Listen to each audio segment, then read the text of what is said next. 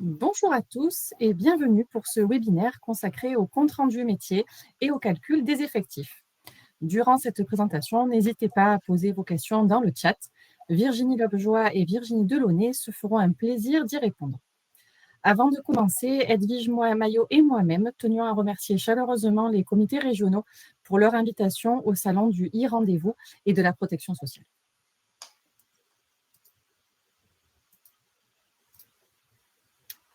La déclaration de chaque salarié présent dans votre entreprise est un élément vraiment essentiel dans la DSN.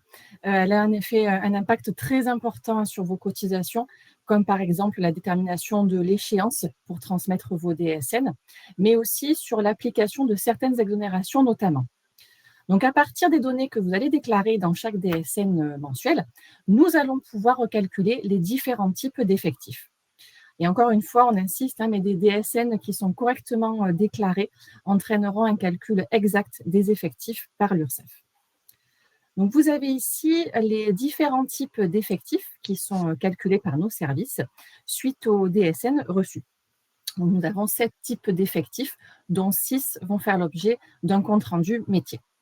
On a du coup l'effectif moyen mensuel, l'EMM, et puis sa déclinaison au niveau national, l'EMA, au niveau annuel, l'EMA. Ensuite, nous avons les 3 types d'effectifs qui sont relatifs à l'emploi des travailleurs handicapés. Et enfin, nous avons les effectifs aussi liés aux alternants et à la contribution supplémentaire à l'apprentissage.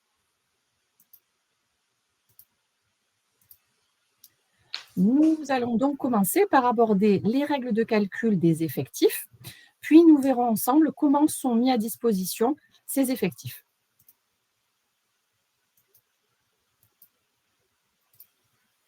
Tout d'abord, essayons de comprendre comment se calculent concrètement les effectifs de votre entreprise. Ce calcul va suivre du coup différentes étapes. Nous allons présenter dans un premier temps une vue globale d'ensemble de ces étapes, puis nous procéderons à une analyse plus détaillée de chacune d'entre elles. Donc, au départ, tous les contrats actifs au cours du mois sont pris en compte pour le calcul de l'effectif mensuel. Ensuite, selon le type d'effectif calculé, nous allons devoir exclure certains contrats, comme par exemple ceux qui vont être identifiés par un dispositif de politique publique et conventionnel.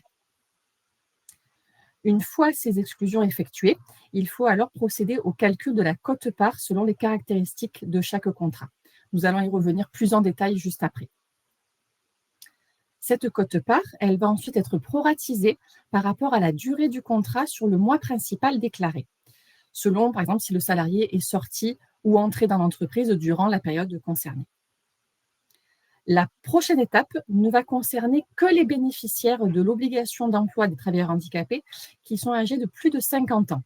Dans ce cas, nous allons devoir calculer une surpondération de l'effectif BOETH. L'avant-dernière étape ne concerne aussi qu'une seule catégorie de salariés. Ce sont les contrats en CDI post-alternants qui vont être pris en compte dans l'effectif CSA-CFIP. Et enfin, nous arrivons au terme du processus de calcul avec l'effectif associé au contrat. Du coup, je laisse la main à Edwige pour la suite. Merci beaucoup Aurélia. Et donc, on va arriver à des explications plus en profondeur de toutes ces étapes que vient de vous détailler Aurélia, avec tout simplement la première étape, la sélection des contrats. Donc, pour le calcul des effectifs, l'incontournable, c'est que seuls les contrats actifs et présents sont comptabilisés dans l'effectif. Le contrat doit être présent dans l'entreprise sur la période considérée, donc sur le mois que l'on examine.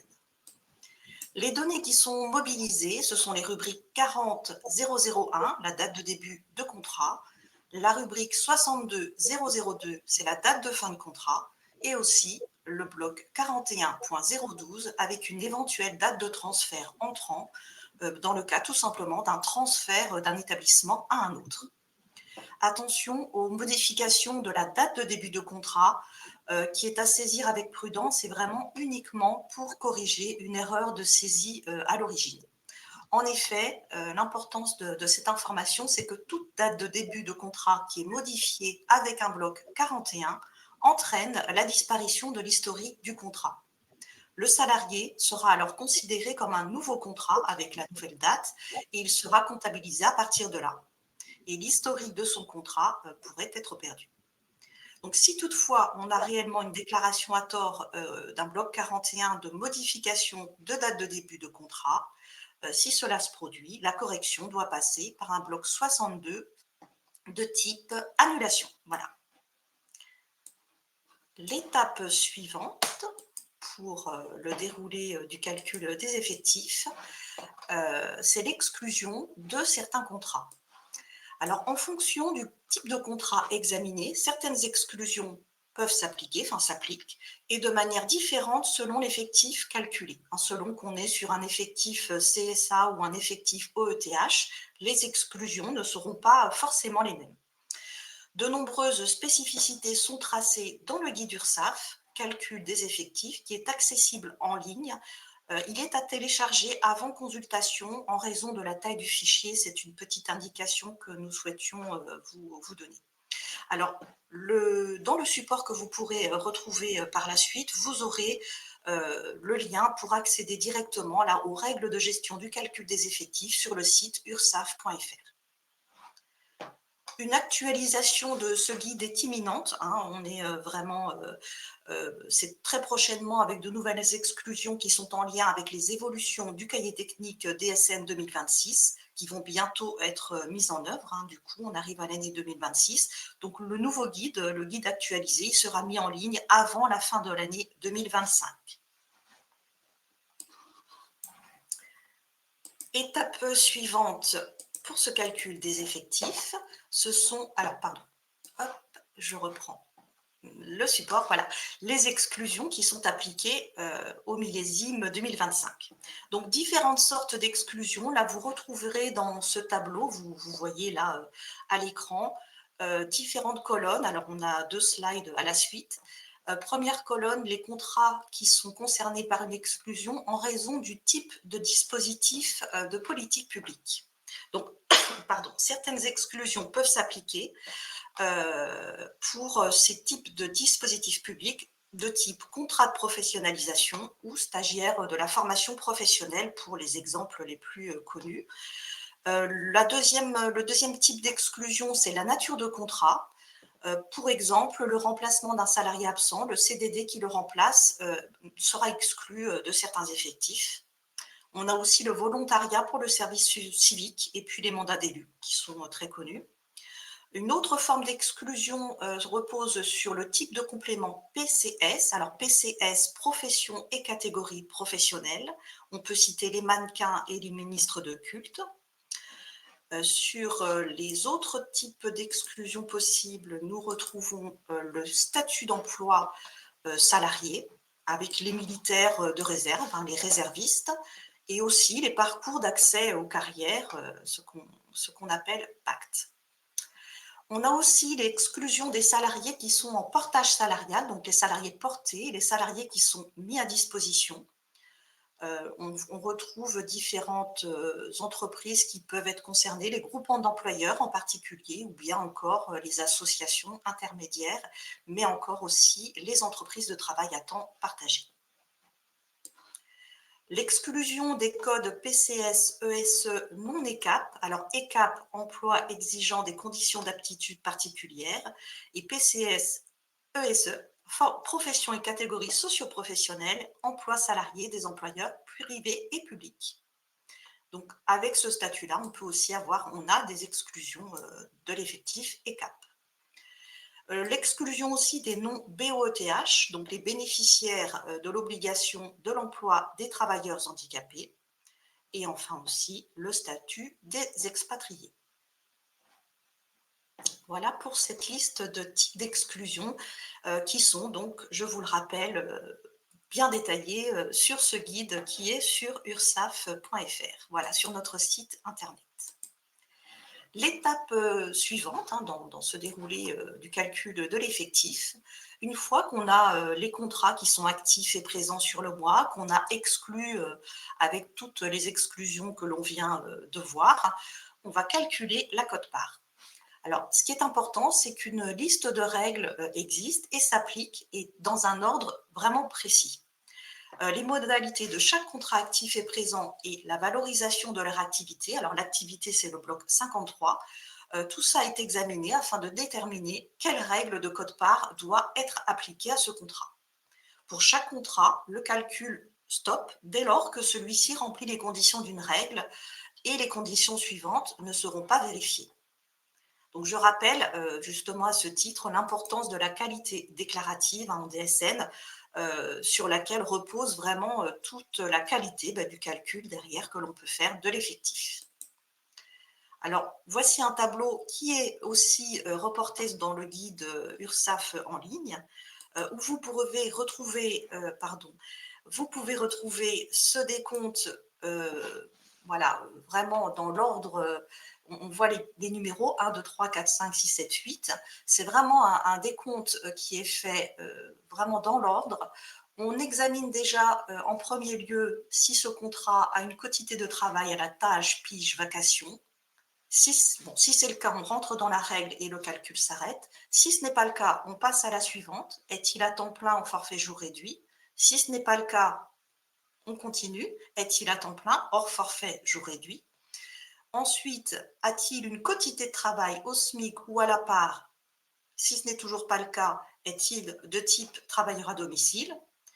Toujours pas, on regarde s'il a une quotité de travail à l'heure, à la journée, au forfait jour ou au forfait heure.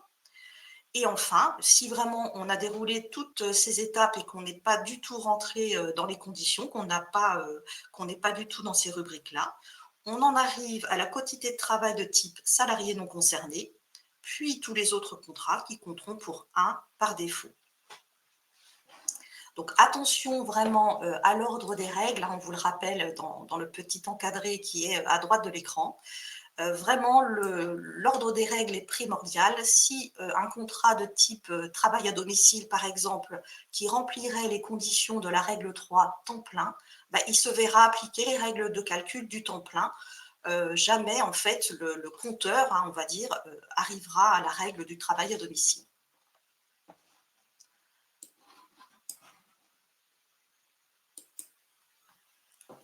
L'étape suivante dans le calcul des effectifs, c'est le décompte, cette fois. Une fois qu'on a notre quote-part, on va examiner le décompte de l'effectif. Et là, c'est simplement la proratisation calendaire du contrat en cas d'entrée, de sortie au cours du mois que l'on considère pour calculer notre effectif. Donc, on va mobiliser en DSN des rubriques concernant la date de début de contrat, la date de fin de contrat et aussi les dates de transfert entrant ou sortant. Avec toujours ce point d'attention vraiment sur la qualité déclarative. On voit que les dates de début, de fin de contrat ou les dates de transfert entrant et sortant sont vraiment très, très importantes et c'est là-dessus qu'on se base vraiment sur le calcul de ce décompte de l'effectif. Les dernières étapes, alors pour la surpondération des contrats BOTH, ce n'est pas pour tous les salariés. Là, on est vraiment dans la catégorie des salariés qui ont 50 ans et plus. Et pour ce calcul de la surpondération, c'est c'est le calcul de l'effectif, donc BOTH, les bénéficiaires de l'obligation de l'emploi-travail handicapé, les contrats des salariés qui ont atteint l'âge de 50 ans ou plus dans l'année que l'on considère, l'année N, sont surpondérés de 1,5 points sur tous les mois de présence du contrat de l'année N. Alors, cette surpondération, hein, voilà, comme je vous le disais, ne concerne bien sûr que les salariés de plus de 50 ans et cela ne concerne que l'effectif BOETH, pas les autres types d'effectifs.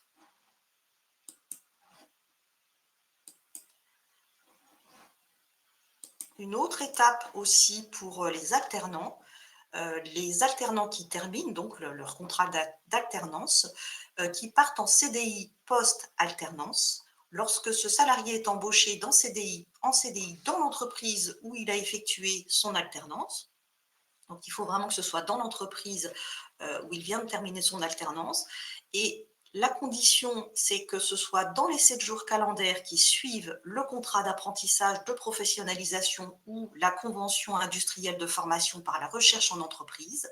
Alors, il sera pris en compte dans l'effectif CSA-CFIP de l'entreprise, et ce pendant 1 an à compter de la date de début du CDI. Et même si au cours de cette année-là, il passe d'un établissement à un autre, du moment qu'on est toujours au sein de la même entreprise.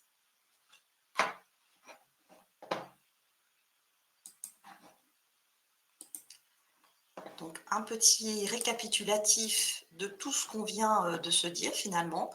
Pour le mois considéré, donc le mois sur lequel on examine l'effectif, on calcule l'effectif associé à un contrat présent et actif. On calcule la quote-part du contrat calculé, on calcule la quote-part du contrat, on le multiplie par le prorata calendaire, que l'on multiplie ensuite par la surpondération BOETH éventuelle. Un petit point d'attention là que l'on vous a mis en encadré dans le bon à savoir, pour les contrats qui sont de type tâches, pige, vacations et cachet, on a une particularité au niveau du calcul. On va faire 2 calculs, la quote-part, donc sur la base de la rémunération. On va faire aussi le calcul sur le prorata calendaire, donc c'est-à-dire sur la durée du contrat sur le mois. Et entre les deux, l'effectif que l'on va retenir, ce sera le minimum des 2 calculs effectués. Voilà, donc la particularité pour les tâches, piges et vacations. Je repasse la main à Aurélia pour la mise à disposition des effectifs que l'on a calculés. Oui, merci Edwige. Voilà, du coup, après toutes ces étapes de calcul, nous allons pouvoir vous indiquer comment sont mis à disposition sur votre espace en ligne les différents effectifs calculés. Donc, ils sont, voilà, comme on a dit, calculés par nos services et ils vont être mis à disposition via un compte-rendu métier, un CRM, le CRM 118. Il va s'agir essentiellement des effectifs annuels avec les différents codes associés. On va retrouver du coup notre effectif moyen annuel. Ensuite, les effectifs dans le cadre de la contribution supplémentaire à l'apprentissage, ainsi que les 3 effectifs pour le calcul de la contribution OETH. Il est quand même important de noter que ces effectifs sont calculés tous les mois et recalculés après chaque bloc changement si jamais ils interviennent durant le mois concerné. Vous allez pouvoir retrouver ces comptes rendus métiers sur votre tableau de bord Net Entreprise lors de leur émission, quand ils sont envoyés sur votre tableau de bord à peu près entre mars et avril de chaque année environ. Et puis aussi, vous retrouverez tous ces comptes rendus métiers et tous ces effectifs sur votre espace en ligne, donc c'est-à-dire sur le site ursaf.fr dans l'onglet compte. Puis ensuite, il faudra aller chercher la rubrique embauche et puis effectifs. Et vous retrouverez ces 6 effectifs calculés tout au long de l'année. Voilà, du coup, nous arrivons au terme de ce webinaire. Nous vous remercions vivement pour votre attention et vous invitons à vous rendre dès à présent sur les autres stands de votre région.